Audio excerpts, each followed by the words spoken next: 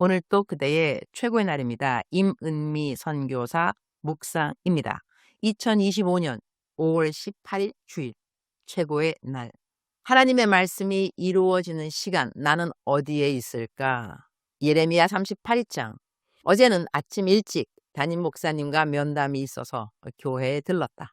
면담을 마치고 나오는데 나를 잘 안내해주던 젊은 목사님이 계셨다. 웃으며 그대는 누구인가요? 라고 농담처럼 물었더니 담임 목사님 수행 비서라는 답이 돌아왔다. 새로운 얼굴이었다.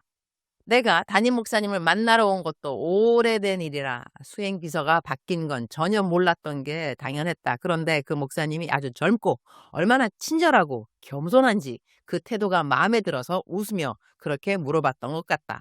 사무실에 나와 나를 안내해주던 그 목사님과 헤어지려는데 목사님이 갑자기 봉투 하나를 건넸다. 선교사님, 택시기사님 전도하실 때 사용해주세요.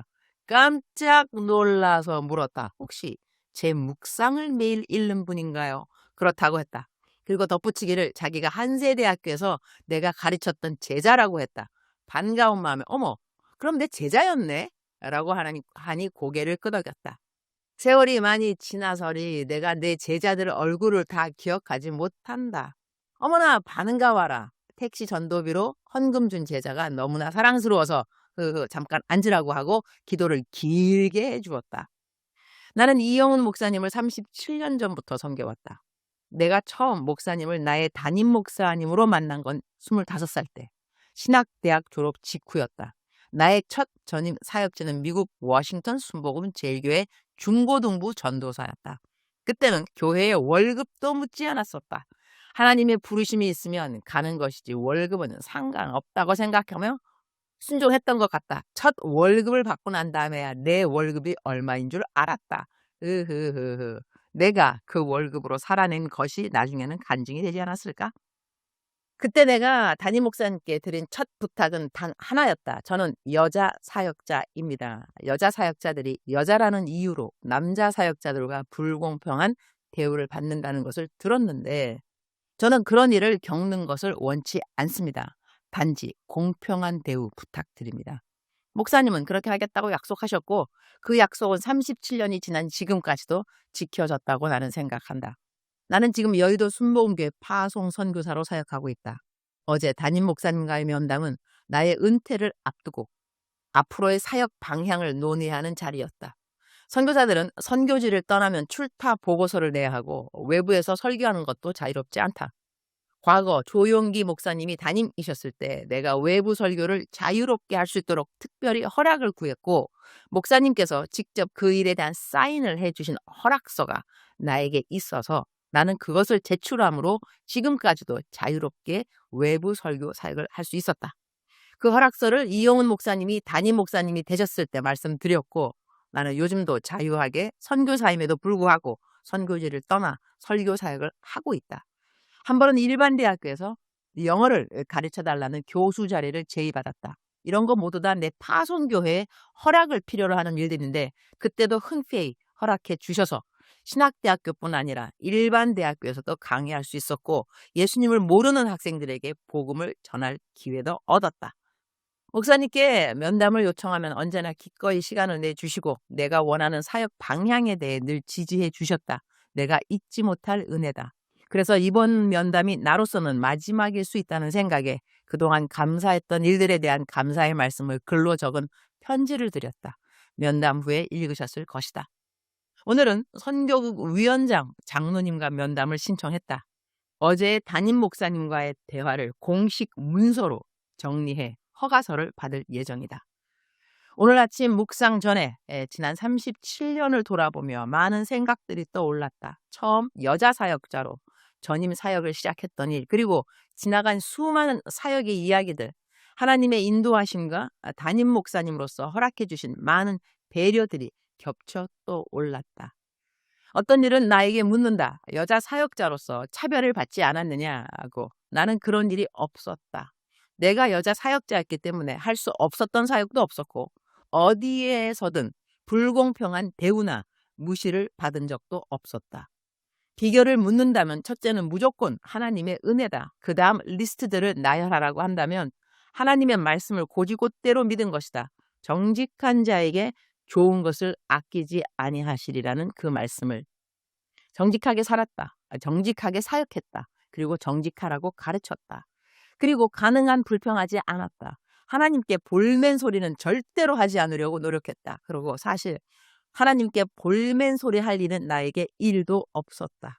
그러니 그 일이 어려운 적은 없었던 것 같다. 그리고 나는 모든 일에 항상 나를 위해 기도를 해달라고 중보 기도를 부지런히 부탁했다.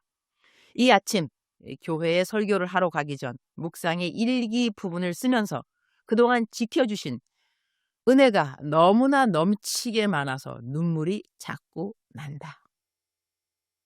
아래는 묵상 부분입니다. 우리말 성경 번역 예레미야 38장 28절. 그리하여 예레미야는 예루살렘이 함락되는 날까지 경호대 뜰에 머물렀다. 예루살렘이 함락될 때 예레미야는 그곳에 있었다. 예레미야 38장은 선지자 예레미야가 예루살렘의 멸망을 예언하다가 고관들에게 미움을 받아 고난을 당하는 이야기다. 예레미야는 바벨론에게 항복해야 살 수 있다고 전했다. 이 말을 들은 고관들은 백성들의 사기를 꺾는다며 예레미야를 죽이자고 시드기야 왕에게 말했고 왕은 그들을 말리지 않았다. 결국 예레미야는 감옥 구덩이에 던져졌고 진흙에 빠져 죽을 위기에 놓였다. 에티오피아 사람 에벳멜렉이 이 소식을 듣고 왕에게 간청했고 왕은 그에게 예레미야를 구출하라고 허락했다. 에벳멜렉은 사람들과 함께 밧줄과 낡은 헝겊을 가지고 가서 예레미야를 구덩이에서 끌어올렸다. 이후 시드기야 왕은 예레미야를 비밀리에 불러 하나님의 말씀을 묻는다. 예레미야는 바벨론 왕에게 항복하면서 할 것이고 거절하면 성이 불타고 왕도 포로로 끌려갈 것이라고 전했다. 왕은 이 사실이 고관들에게 알려질까 두려워했고 예레미야에게 비밀로 해달라고 당부했다. 예레미야는 이후에도 감옥들에 머물며 계속 백성 가운데 있었다. 나는 예루살렘이 함락될 때 예레미야는 그곳에 있었다. 이 말씀이 먹먹하니 마음에 와 닿는다. 그는 그가 예언한 일들이 그대로 이루어지는 것을 보게 되었다. 그 마음이 어떠했을까? 봐라. 내가 예언한 그대로 되었지. 왜 내 말을 안 믿었느냐? 이러한 마음이었을까? 자기가 예언했어도 그런 일은 행여나 일어나지 않았으면 그런 생각을 하지는 않았을까? 성이 함락되는 것을 보면서 나는 하나님이 인정하는 종이라는 그런 자부심과 자랑이 예레미야에게 있었을까? 아니면 백성들을 향한 진심으로 애통한 마음이 있었을까? 예루살렘 성이 함락되는 것을 눈으로 보고 있으면서 예레미야 마음에 있었을 생각에 내 마음이 머문다.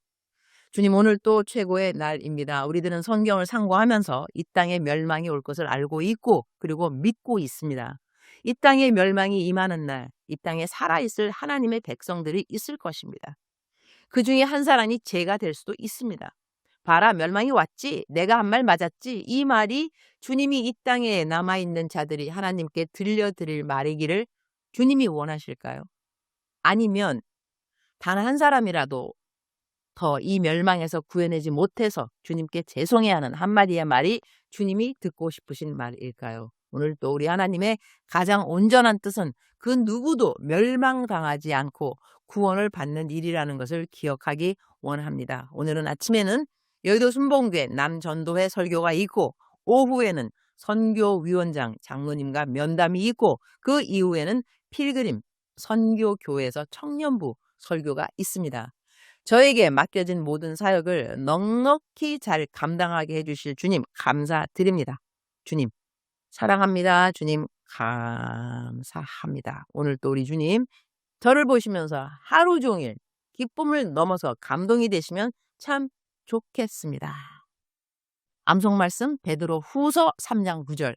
주의 약속은 어떤 이들이 더디다고 생각하는 것 같이 더딘 것이 아니라 오직 너희를 대하여 오래 참으사 아무도 멸망하지 아니하고 다 회개하기에 이르기를 원하시느니라.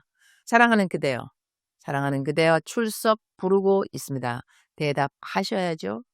사랑하는 내 딸, 사랑하는 내 아들, 너를 향한 여호와 하나님의 온전한 뜻은 너가 이 땅에 있는 사람들에게 구원의 통로, 복음의 통로가 되기를 내가 원하노라. 내가 원하노라.